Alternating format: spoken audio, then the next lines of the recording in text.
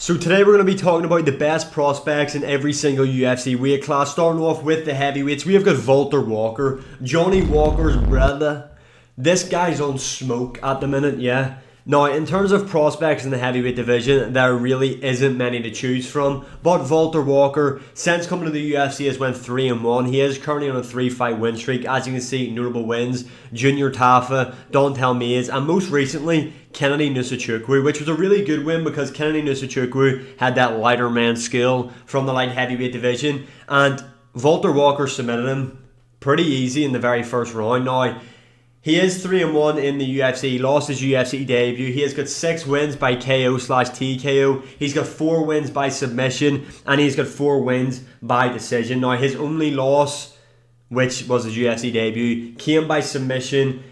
And yeah, that's his only loss. I mean, in terms of what else there is, you had Talson Teixeira, but he just got knocked out by Derek Lewis. I still think he's going to become good.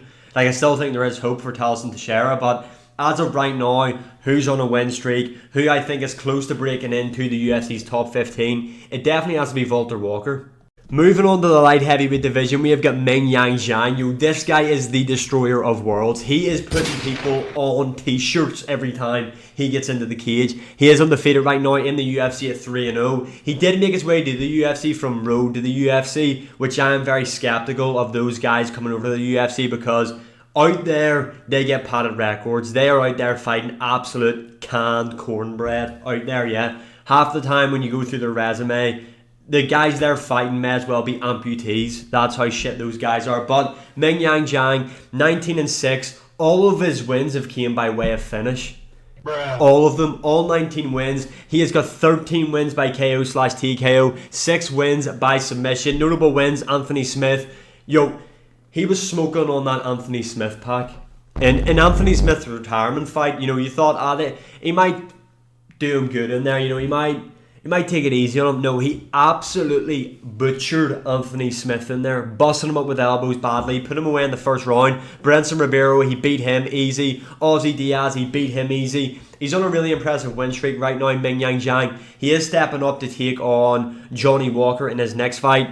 That's only going to end one way, in my opinion. I know Johnny Walker is explosive and he can also crack, and Ming Yang Zhang has been knocked out before, but this guy's just on a different level right now, and Johnny Walker has a very questionable chin, if we're being honest. Look, I think Ming Yang Zhang, does he become champion? I don't know. I need to see more of him. But right now, he is the best prospect in the UFC's light heavyweight division. Next up, in the middleweight division, we have got someone that is going under the radar right now. That is Ikram Aliskerov. Now, Ikram Aliskerov was meant to fight at UFC 318 against Bruno Ferreira. That would have been a banger of a matchup, but he did break his foot, I believe, in the build-up to that matchup. Ikram Aliskerov is, in my opinion, going to be a top 5 UFC middleweight. This guy is that good. I think Ikram Aliskerov is probably one of the best prospects in the UFC right now. He is getting up there in age now at like 30-something years of age, but he still technically counts as a prospect. He is 16-2, 3-1 in the UFC. Notable wins: Andre Muniz, Phil Hawes, and Warley Alves. Now, not too many names stick out there. I mean, Phil Hawes, a fart would knock that guy out. Obviously, his loss in the UFC did come to Robert Whittaker, where he did get stopped. And I feel like a lot of people got off the Ikram Aliskerov hype train when he got stopped by Robert Whittaker,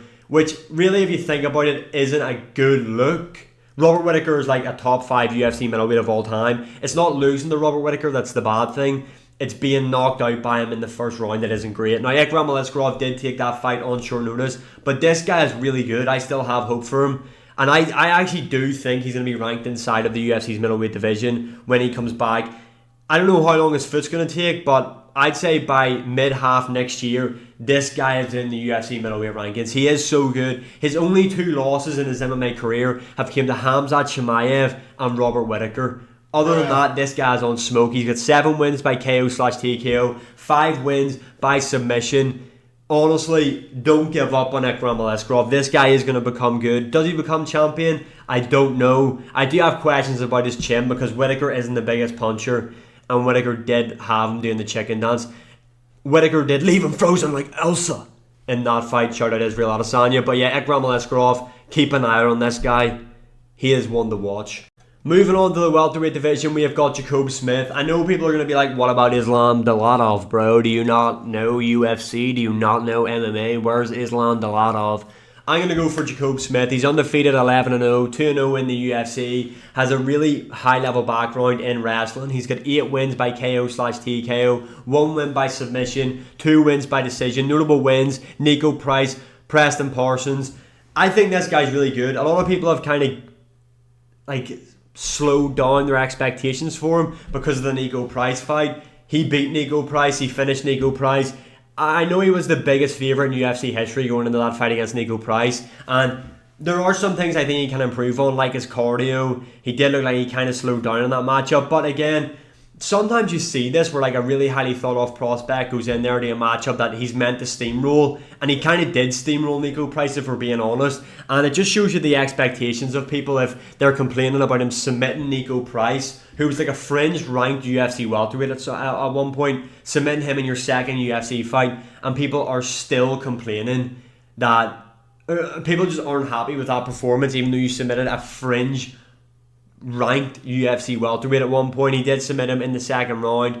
I thought it was a pretty decent performance. Like I said, it wasn't perfect. There are some things he can improve on, and I think he will make those adjustments as the level of competition increases. But yeah, right now, Jacob Smith is probably the best prospect in the welterweight division, in my opinion. Moving on to the lightweight division, we have got Joel Alvarez. The UFC's lightweight division is absolutely stacked, and Joel Alvarez is easily the best prospect in that division. He has been in the UFC for time though. He is 32 years of age, but has a professional MMA record of 22 wins, 3 losses. He is 7-2 in the UFC. Notable wins that he has: Drakkar Klose, Thiago Moises, and Mark Chikasi. He has got 5 wins by KO/TKO, 17 wins by submission.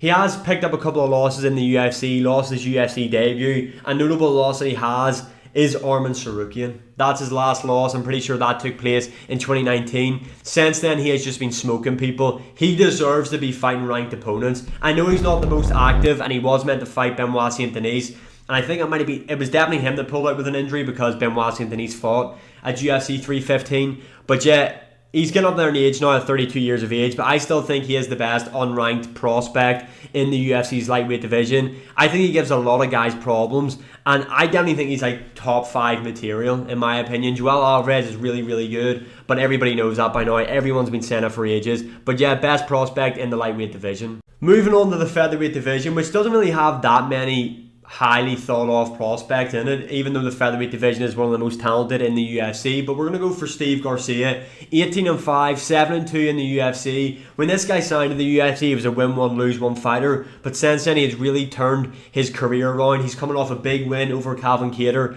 at UFC Fight Night, Talson Teixeira, Derek Lewis, if I remember correctly, which I'm pretty sure will get Steve Garcia ranked. He has got 14 wins by KO/TKO and 4 wins by decisions. No submission wins on his resume as of yet. Notable wins: we've got Calvin Kattar, Chase Hooper, who he stopped in the first round, and I can never say his first name, so I'm just going to say his second name, Costa, who is actually on a 3 or 4 fight win streak in the featherweight division himself. Steve Garcia, do I think he can become champion? No. He's got a very fun fight style to watch. He's always up for a scrap, and in my opinion, out of all the prospects I can kind of think of in the featherweight division, he's probably the best right now. Moving on to the bantamweight division, we have got Vinicius Oliveira. No, it's not Malcolm Wellmaker. It is Vinicius Oliveira. 23-3 in his professional MMA career. 4-0 in the UFC. Notable wins: Kyler Phillips, Said Nurmagomedov, and Ricky Simone. That there's insane.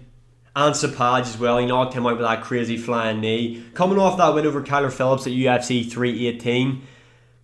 I mean, and I don't want to say he came under any danger, really. I mean, I thought he comfortably won that fight. He was just very heavy with the pressure. He is massive for the bantamweight division. He throws his right hand from his fucking ankle. Do I think he can become champion? No, I think the likes of Petr Yan, even a Sean O'Malley, could light him up on the feet. He is durable, but he's very, very open. Although, maybe his just front foot forward pressure might just overwhelm and drown people in there. Who knows? The guy can also grapple as well. He's got 16 wins by KO/TKO, 2 submissions, and 5 wins by decision. Vinicius Oliveira, he is ranked inside of the UFC's top 15 right now, but he is still the best prospect in the division. And finally, in the flyweight division, Lonnie Kavanagh. This is obvious, 9-0 as a professional, 2-0 in the UFC. Really fast hands. His boxing is insane. Notable wins, Jose Ochoa and Felipe dos Santos. Felipe dos Santos has been released from the UFC, but he's the guy that nearly beat Manel Kape when he made his UFC debut. And that was a close fight for Ronnie Kavanagh, in my opinion, against Felipe dos Santos. I was there live for it. Kavanagh was busted up badly. Like, if we were scoring that just purely off damage, he would have lost. But he showed that he isn't just a striker in that matchup. He mixed up his grappling in there. He looked really good. I'm looking forward to seeing him in his next fight against Charles Johnson. For those who don't know, Charles Johnson is the guy who stopped Joshua Van. So this is a big step up in competition for Kavanagh. But one I think he is going to win. I think Lonnie Kavanagh will definitely be ranked inside of the UFC's top 8 in the flyweight division by mid next year. That's what I'm going to call mid next year. I was going to say he's not the most active, but he took a lot of damage against Dos Santos in there. A really bad cut, so I understand why he hasn't been the most active. But yeah, those are the best prospects in every single UFC weight class. Let me know your opinions in the comments below. Like, share, subscribe, comment, all that good stuff. And I'll see you all again in the next one.